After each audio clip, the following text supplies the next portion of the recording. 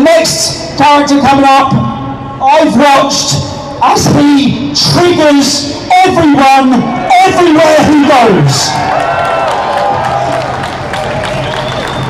Milo.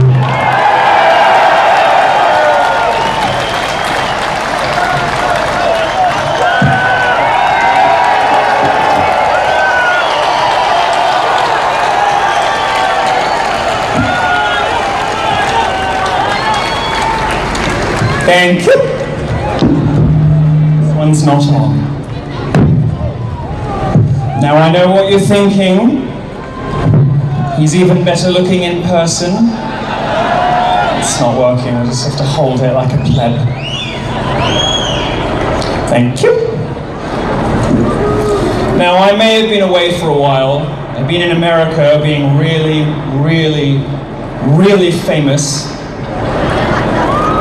But I haven't forgotten my roots. My hairdresser forgot my roots this morning. I haven't forgotten my roots, which is why I splashed out $4,000 on this Timberland acid jacket for you.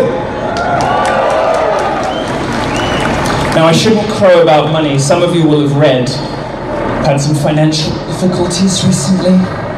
See the coverage about that? It's been a very humbling experience. I like to say I'm between billionaires at the moment. No, but it's been awful. We've had to put a deposit down on the cheap Lamborghini. The Huracan, can you imagine it? Yes, so hardship is relative. And to the Gizmodo and BuzzFeed reporters asking me how I go on, I will earn more this year than you will in your entire lifetime, so go fuck yourself, sweetheart. Now, this is lovely, but it's also very hot, so give me a second.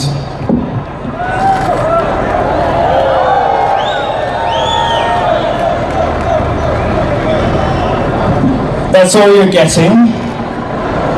I do need a Lamborghini, but not that much. Now, today's not really about me, like the rest of my life. Today is about you, and with that in mind, there's some serious things to say. First of all, the intrepid speakers who have come on. You've got two guys left to hear from today, and I'm going to introduce them at the end. The speakers today have been through some harrowing ordeals. They've been through really bad shit in their defense of free speech. Count Dankula, do you fucking mind? They've been through some really bad stuff. Convicted of mocking Nazis on the internet. Count Dankula, Tommy, who cannot go anywhere without risking being attacked. Sorry lads. Almost everybody who you'll hear from today has risked something. I too have risked something. I flew here in economy class. I know, you don't have to tell me. Next to some corpulent, snoring mother. Gavin McInnes, fired from every company he's ever started. Even I can't claim that. Now, you've shown courage in being here. You've risked opprobrium, you've risked censure, but you're braving the ridicule and the lies. Congratulations to you. You should be proud of being here, because showing up is no mean feat in the current environment. Now, of course, none of us here is genuinely far right, or none of the speakers you're hearing from qualify as that in my book. I'm glad you weren't put off by the name-calling in the press. For instance, I, as a gay half-Jew with a black husband, am, according to BuzzFeed, the closest thing to David Duke in journalism. I would never join the KKK. Mostly, things really don't show off your figure, and also because I have to get a sort of seasonal membership, since wearing white after Labor Day would get me even more ostracized from gay public life than I already am. And there's the whole I don't hate black people thing. Now, since the fake news media are here in abundance, let me address, and I hate to talk about myself, and I promise we'll get on to the good stuff in a minute, but let me address a few of the allegations, because I know it can be tough being a Milo fan sometimes. First of all, they call me an Islamophobe. Well, they couldn't be more wrong. Muslims and I have lots in common. We both think women should be never seen and never heard.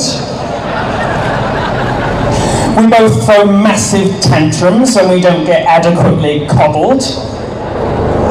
And on a Friday afternoon, I too can be found in a room full of sweaty, hairy men with my ass in the air, ululating in ecstasy. So you see, we have more in common than divides us. They say I hate women. Well, so do other women. One of the things they don't tell you when they write about this outburst, this supposed outburst of abuse and harassment on the internet, sexism in the workplace and in universities, it's all fucking women doing it. It's other girls, they forget to mention that. 9 times out of 10, when a woman is called a bitch, it's another girl doing it, or it's me. When I want to insult a woman, I do it to her face, or I do it from stage. For instance, Caroline Criado Perez is a worthless, brainless cunt.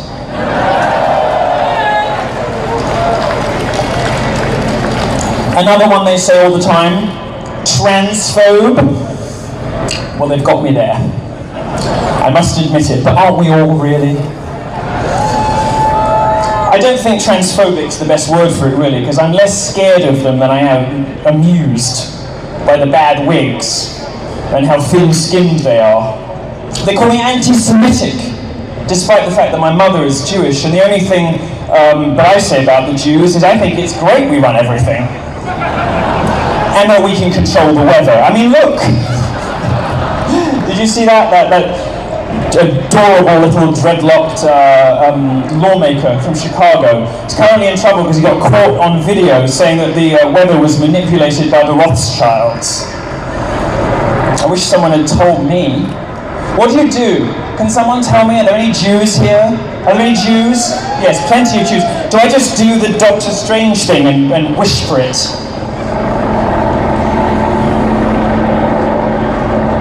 Nobody told them I was here.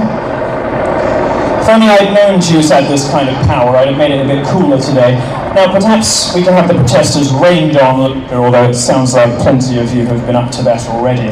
Now, if Britain were a free country, following the lead of Trayvon White, that lawmaker in Chicago, I might spend the next few minutes speculating what other races have by way of superpowers. Fuck it, I will. Perhaps the Chinese can divide by 0. It was a math joke. None of you got it. The Japanese, they look good in everything, don't they? Or whatever clothes they wear, they always seem to look fashionable and elegant, just effortless. Like chicken breast and Sally Burkow, they go with everything. So it's a sex joke. You just didn't like that one. Black people did Wakanda, that was good. It's okay, you can laugh. My favourite tweet of all time, by the way, was from a Black Lives Matter activist who was angry that she couldn't find Wakanda on a world atlas. And she said that this was a typical example of how a white oppression erases people of colour from historical narratives. It's wonderful. She hadn't been that mad since they discovered that Tutankhamun had mostly European DNA and that the rest of the pharaohs were East Asian. We was kings! Thank you. And then, of course, there's white people. White, not supposed to, thank you. It is a politically correct, Guardian-approved booing. But white people have superpowers too. There's parliamentary democracy, capitalism, the rule of law, property rights, TV and radio, cars, light bulbs, the printing press, the internet, Shakespeare, Mozart, St. Peter's Basilica, and Kate Smurthwaite.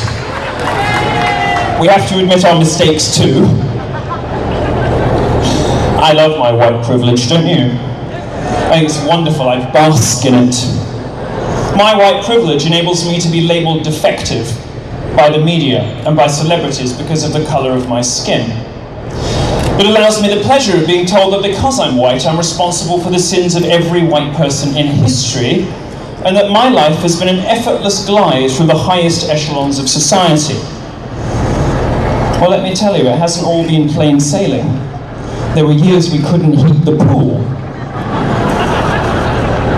Ordinary people like us hate to play the victim, because we know that playing the victim is what the left does, using their confected grievances and imaginary victimhood and spinning it into social capital. But there's no shame in occasionally pointing out when you are actually the victim of something.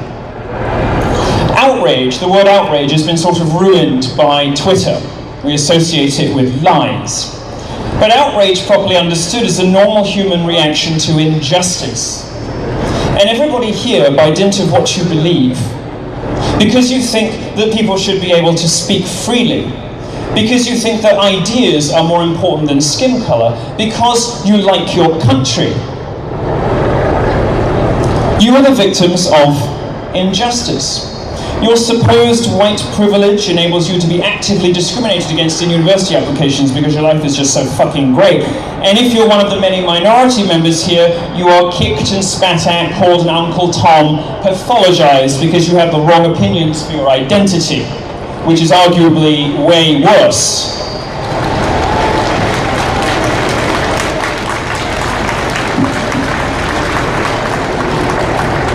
Have you ever heard me called self-loathing? It's only true around Christmas when I put on a few extra pounds. But really it's an attempt to pathologize. What they're trying to do is give me a disease, a brain disease. They're saying, if you believe something other than I do, you must be ill, and you must especially be sick because you're gay and you're supposed to be with us. Now, quite honestly, I don't care much about race, and I don't spend a lot of time thinking about it, but talk to those boys, those white working class boys who are failing at school, whose literacy rates are through the floor, who cannot get an education or even a job, about white privilege.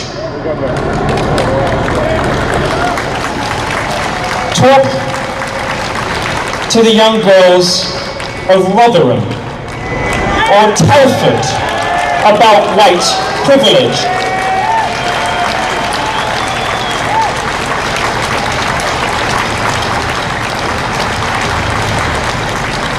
I, in fact, have a strictly no whites policy in common with the BBC, but mine is restricted to my bedroom. The BBC wants to roll it out across the corporation. It should and it must be okay if you are a black person who has been instructed what to believe. If you are a woman who is suspicious about this wage gap crap, and it is crap, it doesn't exist. A female Harvard economist last year tried desperately to establish the existence of the wage gap and couldn't. There's nothing wrong with occasionally drawing attention to the fact that you are, in fact, a victim of something. There's no such thing as white privilege. Mostly there's people with money and people without money. Poverty and lack of opportunity are colorblind, just like the solution to both of them, capitalism and free speech.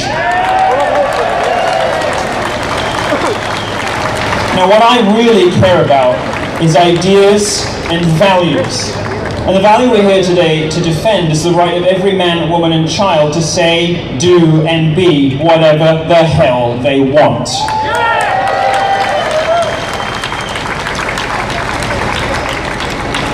This is your moment. This is your Woodstock. This is the thing that nobody ever thought could happen. Thousands upon thousands of people gathering in the centre of London from all political persuasions, genders, ideologies, orientations, and skin colours. Drag queens, for fuck's sake. What are you guys doing listening to drag queens? This is the coalition the left has created. This is the coalition that the left is responsible for, and, by the way, some establishment conservatives too, by endlessly bending to their demands. Nothing is more disappointing to me than the horror of the current state of the Spectator magazine, which was the last bastion of common sense, and now publishes Matthew Paris. The elites are not going to help you. Where were the comedians in Britain when a YouTuber was threatened with imprisonment for telling a joke? Frankie Boyle's entire career is based on pissing people off, not for some higher moral purpose, but because he gets off on it. And I know what he means. Where the fuck was he? Where has the Conservative Party in this country been when people expressing ordinary right-wing points of view, respectable, reasonable opinions, have become expelled from public life, chased from the BBC, invited only on as cranks and crackpots against 3 liberals, including, of course, the host?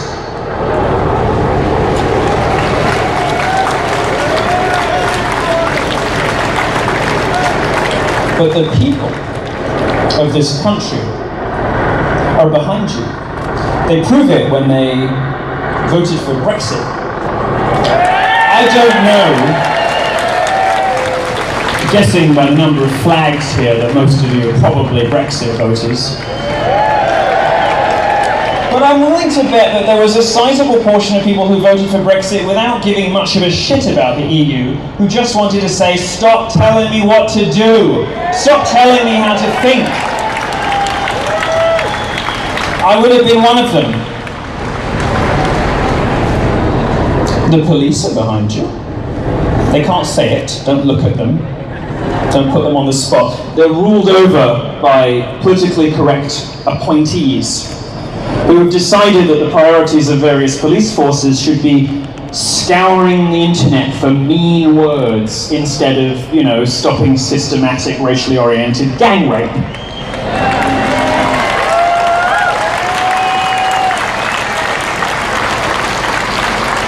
Of course, the army and the armed forces are heroes, people who fight for our freedoms while watching. Can you imagine coming home from Iraq or Afghanistan and seeing the freedoms that you have put yourself literally on the firing line to protect unravel day by day? Because conservatives who should be standing up for us, Tories and journalists who should be maintaining our freedoms, have utterly capitulated to the progressive left. No more.